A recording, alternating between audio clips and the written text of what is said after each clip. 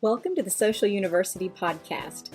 We are so glad you're joining us today because we want to help business owners, entrepreneurs, and people just like you who want to build their business online. Listen, if we can do it, you can do it. So let's go.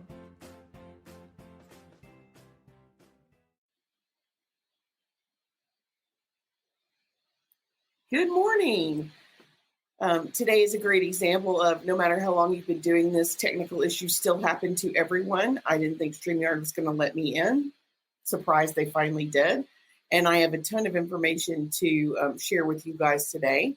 So let's go ahead and get started. Today our topic is inspiration and what to do if you don't know what to do. What do you do if you are out of ideas?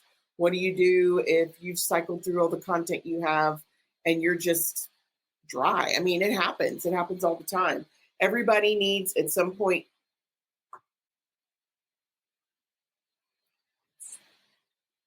There we go. Okay, let me see if I can kind of force it to.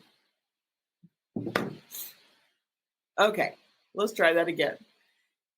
Today we're going to talk about what to do when you're out of ideas. I'm talking about find inspiration when you have been posting, and it happens all the time. It happens to everybody. Everybody gets a blog. So let's talk about where you can find ideas, new ideas, fresh ideas when you're totally out of ideas. Okay, first and foremost, other social media sites. Each social media site is basically set up to be its own search engine. So they all are going to have very different information and they're going to be discoverable in very different ways. Twitter is one of the best platforms to listen. Pinterest is amazing. You're going to get, if you Google a term, if you go search for the same term on Pinterest, going to very different information. Like as with Facebook and YouTube, they're all considered to be independent search engines. They're all going to give you very different information when you go search for your topic or that terminology on that platform. Okay, number 2, blogs. There is just a ton of information available through blogs. There is a website called alltop.com, ALLTOP.com, and it is a blog hub. It categorizes all these different blogs by industry. So you're going to have a health and fitness, a lifestyle, a business, wedding, and you pull up that topic and you have 100 of the most popular blogs listed on a single page. So you kind of pull through there and get ideas based on category, based on subject matter. You can actually pull those specific blogs and use that information. So there's a ton of information on alltop.com. Number 3, recycling content. And there are a bunch of different ways to recycle content so that you're not using it exactly the same way. If it's non-seasonal content, like obviously you wouldn't use Christmas in March, but if it's non-seasonal content, you can reuse 3 to 6 months. I'm not saying recycle everything in the same order, chronological order, not at all. But once in a while, you can go back and repost a popular post that you've used before. Statistically, it will get about the same number of likes and about the same amount of engagement. If it worked once, it will work again, statistically speaking. You can also go back. Here's some other ideas for you to recycle your own content.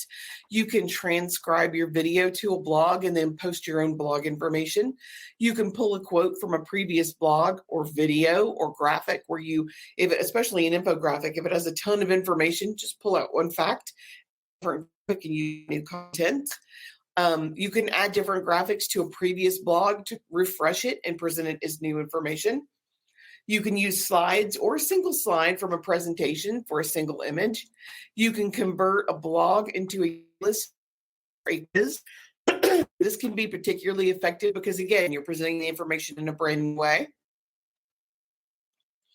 You can, let's see, what else do we have on here? You can convert your blog. You can go from audio to video. There are different ways, Otter AI and Wave, WAAVE, I think that's right, spelled a little strangely, where you can convert from one to the other so that you're getting new content. Throwback Thursday, Flashback Friday, where you can go back to your own milestones for your own company. User-generated content, I think, is a big one where People just forget that it's there. There are a lot of business owners who just don't check their user-generated content, and that's a gold mine.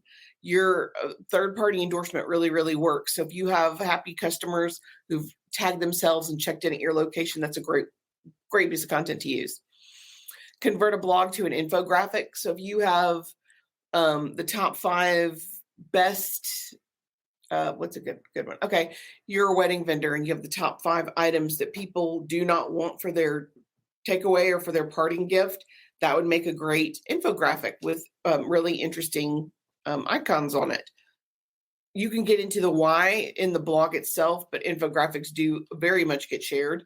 You can break down a list into single posts, do a countdown. This week, we're going to talk about the top 5 things that people don't want to take home from your wedding, and we're going to do one a day. That works.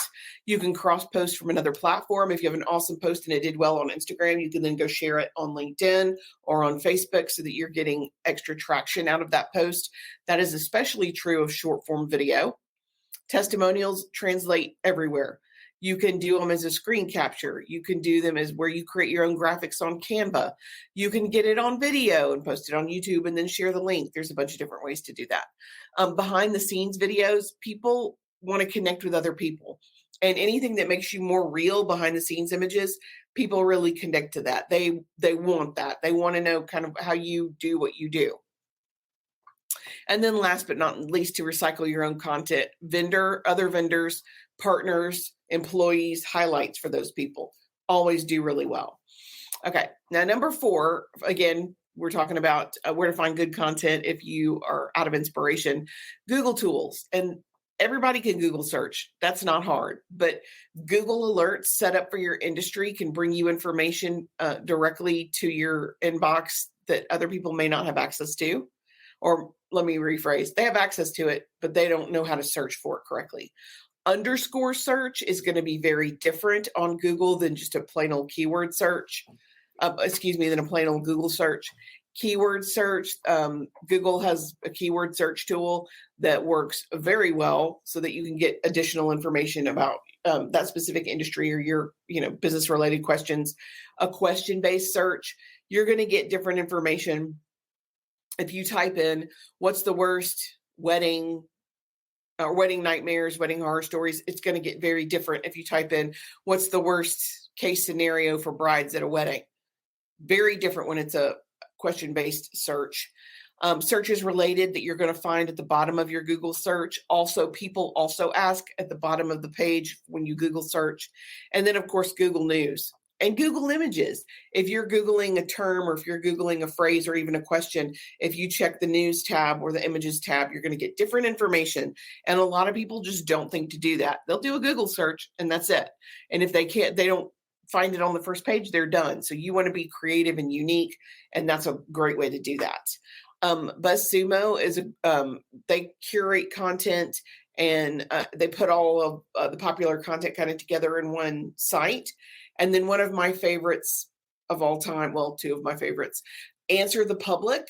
It is a website where you get one search a day. You can go and type in, they don't want you to do a whole sentence, 1 or 2 keywords, and then it's going to give you a huge list of everything that has been searched for relating to that keyword on Google. And it looks to me like a flower, but each petal is a how, what, when, why, where, and then all the individual lines are the questions that have been asked. So it'll show you questions that are being asked that you may never have even thought of, that people are popular searches that people are looking for on Google itself. So Answer the Public. And if you do it correctly, you only need to do it like once a month anyway. So the fact that you only get one a day, that's not a big deal. And then of course, finally, and one of my favorite new things, ChatGPT or Bard. AI works. You can totally ask it for information and you're going to get a better answer if you ask a better question. So you can ask, what can I post on my social media? Okay, that's fine. But you can also ask it to generate a list of the top 10 most searched topics in your industry and build your content from that list. You just have to ask a better question. So that is it for us today. That's some suggestions for if you are dry and you need inspiration. We will be back next week to talk about how to tell if it's time to do a rebrand. We're going to talk about branding and why branding matters, and is it really time to redo your logo, pros and cons of redoing that stuff too. So you guys, thank you so much for joining me. Oh yeah, Leah says ChatGPT is it. It's amazing. And if you haven't tried it, I highly recommend it. Just go sign up for an account, kind of play with it, and get familiar with it. It's really cool. I am Karen Terradis with Social U, and I'm here to help. Thanks.